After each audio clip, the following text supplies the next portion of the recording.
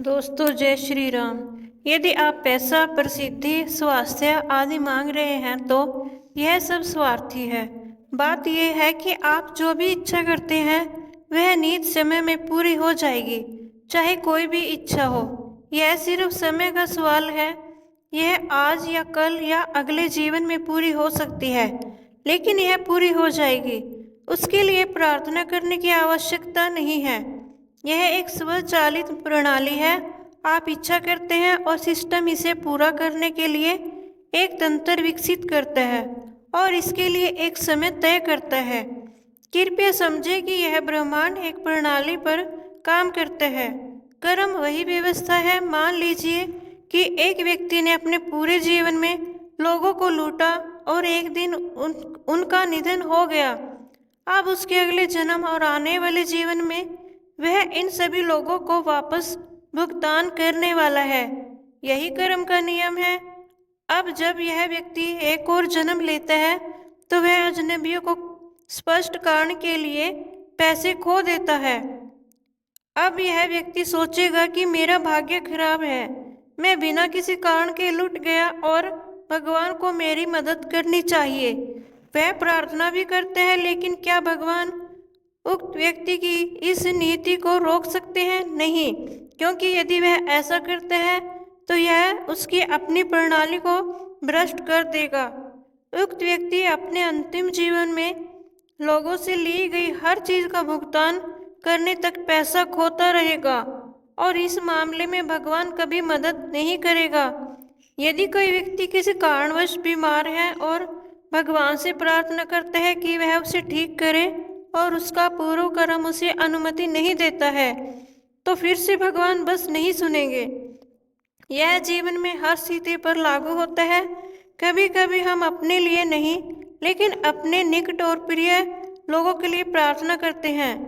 फिर से यदि उनके कर्म कहते हैं कि उन्हें पीड़ित होना चाहिए, तो वे तब तक पीड़ित रहेंगे जब तक उनका कर्म निष्प्रभावी नहीं हो जाता।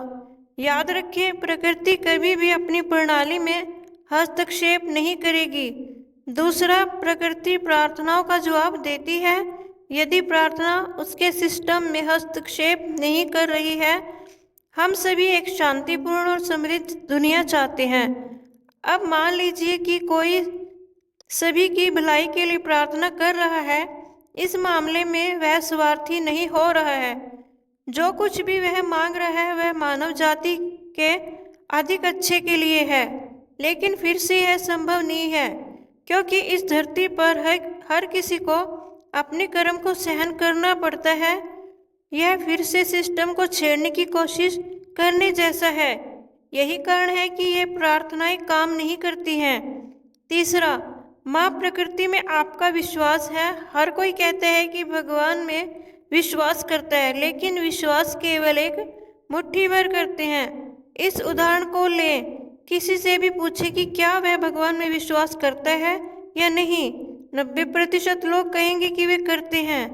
अब उन्हें एक प्रेतवादी जगह पर एक रात बिताने के लिए कहें, फिर से उनमें से 90% मना कर देंगे।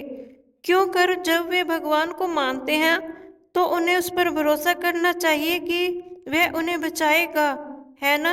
जब भरोसा होता है तो डर की कोई जगह नहीं होती। लेकिन वास्तव में वे भूत पर भरोसा करते हैं बजाय भगवान के। उन्हें यकीन है कि भूत आएगा, भगवान आ सकता है या नहीं भी आ सकता है। इसलिए यह परम विश्वास की कमी है। यही वजह है कि प्रार्थनाएं अनुत्तरित हो जाती हैं। जब उच्च आत्माएं हस्तक्षेप करती हैं तो प्रार्थनाएं बहुत आसानी से काम करती हैं, और इसके पीछे कारण है। पहला, वे कभी भी अपने लिए प्रार्थना नहीं करते हैं, न ही वे लोगों की स्वार्थी इच्छाओं के लिए प्रार्थना करते हैं। दूसरा, उनका विश्वास प्रकृति और स्वयं में अत्यधिक है। यह सत्य है कि कर्म को बदला नहीं जा सकता, लेकिन कुछ मामलों में उच्च लोगों को अपने ऊपर सामान्य लोगों के कर्म लेने चाहिए और वे उस व्यक्ति के बजाय पीड़ित व्यक्ति होने का विकल्प चुनते हैं जिसे भुगतना चाहिए था। इसके अलावा कुछ चीज़ें जिन्हें बदला नहीं जा सकता, उनमें देरी हो सकती है। मान लीजिए कि एक व्यक्ति 20 साल से पुरानी बीमारियों से पीड़ित था और वह किसी तरह एक उच्च आत्मा को पाता है और वह उसकी मदद करने के लिए सहमत हो जाता है, तो वह उसे 10 साल बाद ठीक कर सकता है। लेकिन उसी व्यक्ति को अगले जन्म में 10 साल तक भुगतना पड़ेगा। याद रखिए, माँ प्रकृति बहुत दयालु है, वह दयालुता का प्रतीक है। हम अपने दोषों और कार्यों के कारण पीड़ित हैं।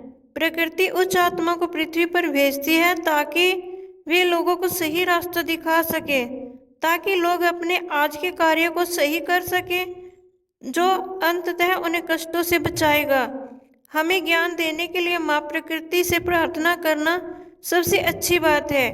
यदि हमें ज्ञान प्राप्त है तो हम स्वचालित रूप से अपने कार्यों को ठीक कर लेंगे और आने वाले दिनों में हम पीड़ित नहीं होंगे। इसलिए निश्चित रहो, वह सुन रही है, बस थोड़ा सा निस्वार्थ भाव और थोड़ा आत्मविश्वास, आप उसे अपने साथ पाएंगे। दोस्तों, मेरी यह वीडियो देखने के लिए आपका बहुत बहुत धन्यवाद। जय श्री राम।